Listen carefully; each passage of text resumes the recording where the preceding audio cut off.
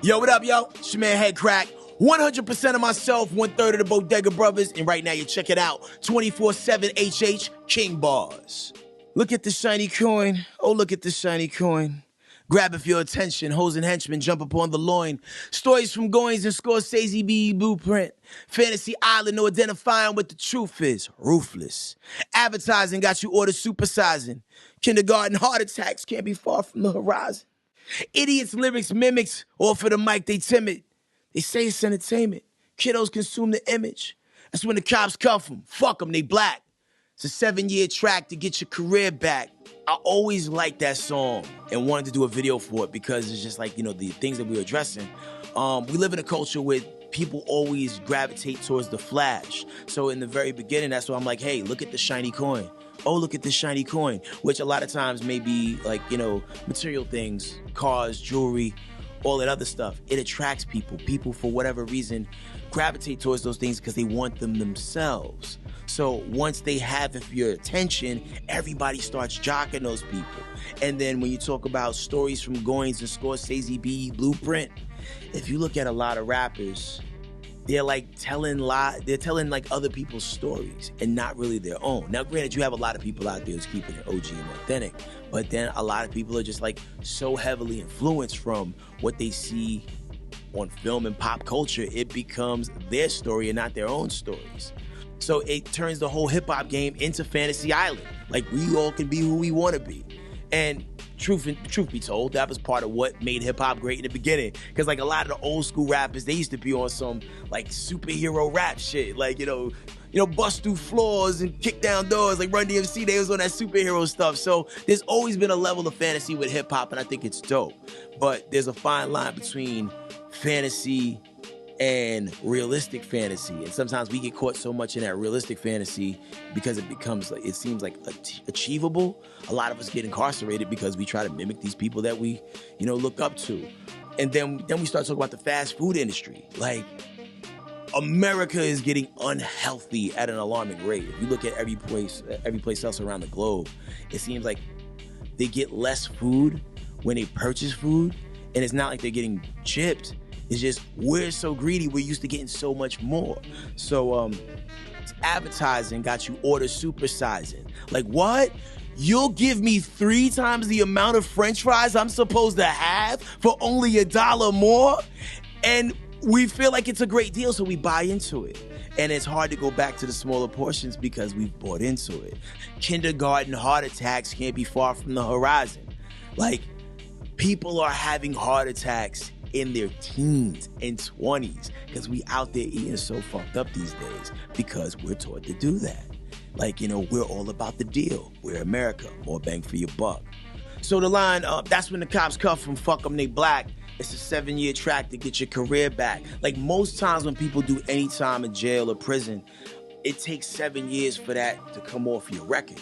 And what it does is creates a vicious cycle to where people end up going back in. Do you know that there are certain apartment complexes you can't even live in if you have a criminal record? So what does that do? It sends you further up or down the block to where you're around other people who are kind of stuck in a similar situation that you're in.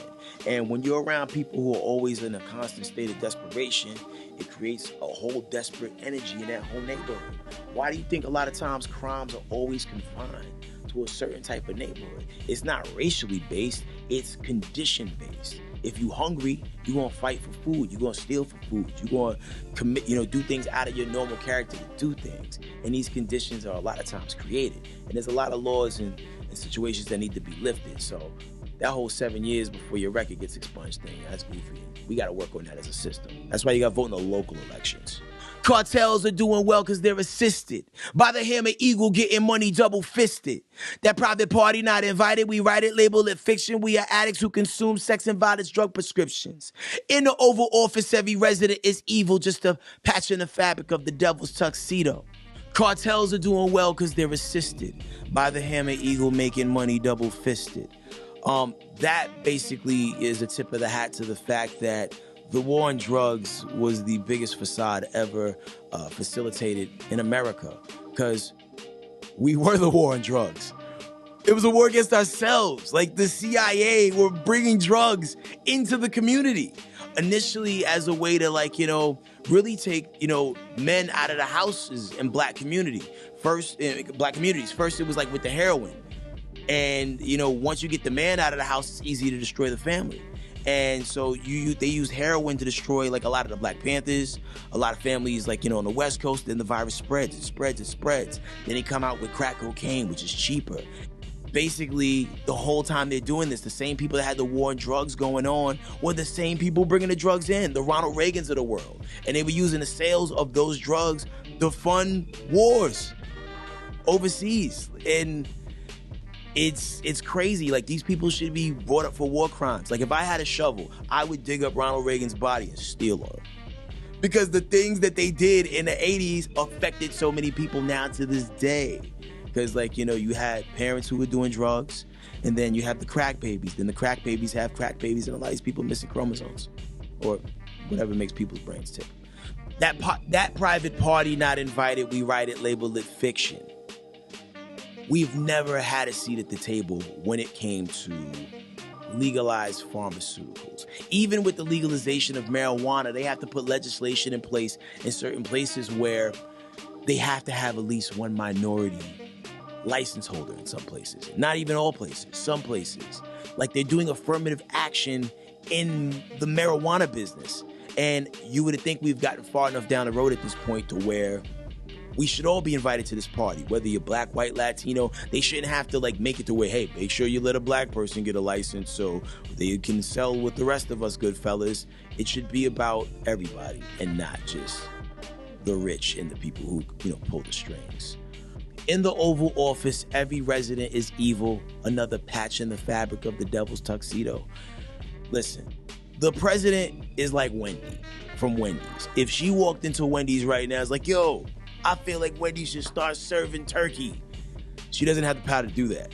They're basically placeholders and a face for like a larger thing. So at the end of the day, even someone coming into the office with the best of intentions is always left to the mercy of the rest of the people that really run the government, which is, in some cases, the pharmaceutical companies.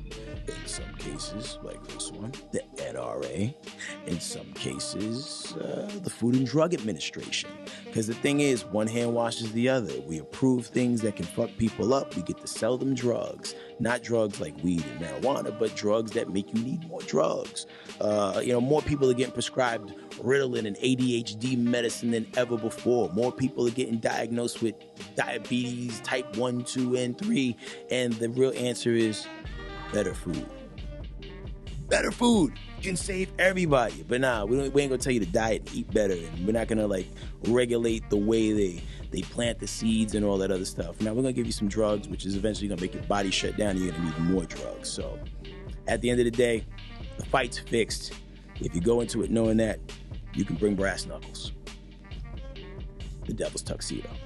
Yo, I feel like lyrics in hip hop always mattered up until a certain point, and then it just kind of got away from lyrics for a minute, and cats was just really making a lot of records to have fun.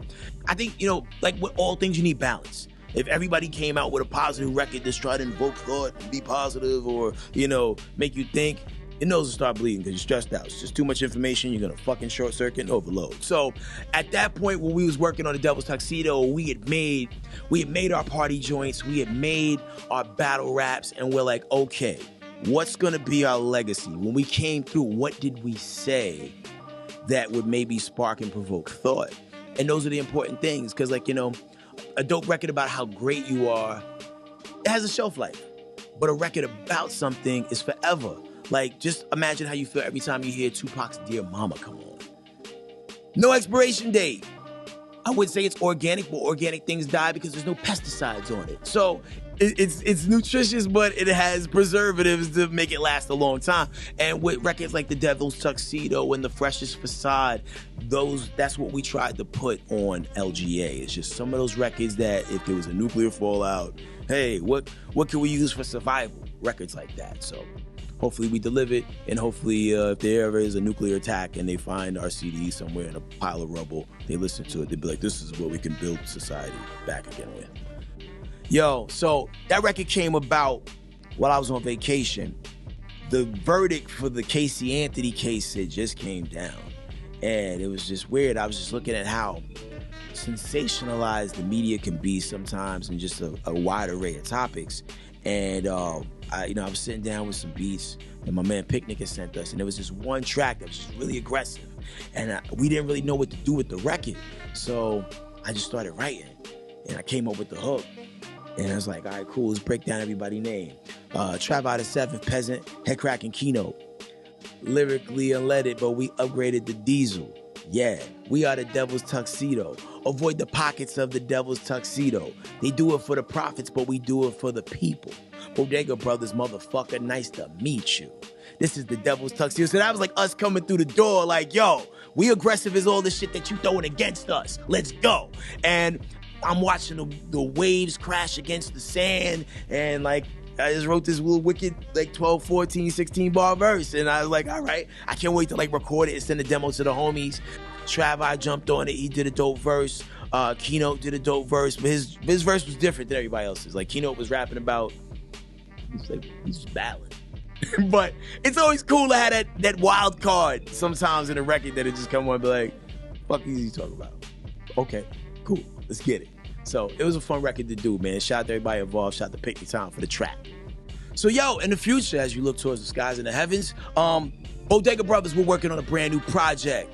A lot of heaters are going into it. Special guest appearances. Don't want to spoil the bag, but just know it's coming. We're working really hard. On a solo tip, yo, Headkrack's The Rainmaker is pretty much done. All the Way Lit is out right now on iTunes, Spotify, SoundCloud, wherever you steal your music from, because we know you ain't buying nothing. We're going to be chasing out with a remix and a video, which is going to be dropping. Also, be on the lookout for the live comedy mixtape, which is a cool little blended baby of comedy and hip-hop. We're bringing it to a city near you. The next city we're going to be rocking is Atlanta, Georgia. And then from Atlanta, Georgia, we're coming to Chicago. Then after Chicago, we hitting New York City. Then after New York City, we hitting Miami. Then after that, hopefully we'll be on television. That'd be great. So, big things popping. Just follow me at Headkrack. Follow at Bodega Brothers. And follow at Live Comedy Mixtape. We got the goods. Shout out to 247hh.com.